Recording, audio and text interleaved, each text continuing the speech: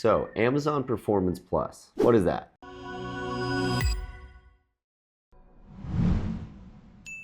This is a new feature that Amazon's rolled out. It is equal parts convenient and dangerous.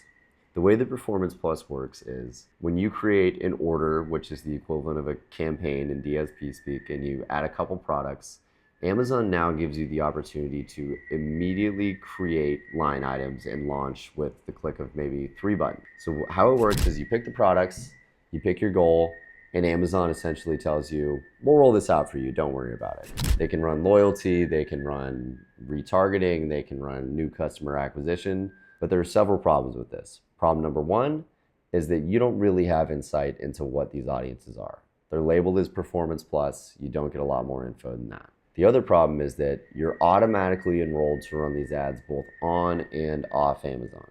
Usually my recommendation is to start on Amazon and then you launch the winners off Amazon. With Performance Plus, you literally cannot opt out of off Amazon. You have to run the ads off Amazon as well.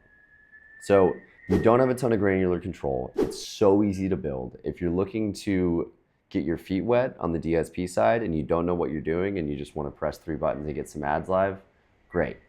However, I do not recommend using this new feature until they figure out some of the bugs, because it's so easy that it's misleading and it's going to cause problems for a lot of advertisers and agencies who are looking to take the easy route. The good side is that, because I guess a lot of people are probably going to opt into this, those of us that actually take the time to create our own and decide to have more granular control over our ads are going to have the advantage moving forward.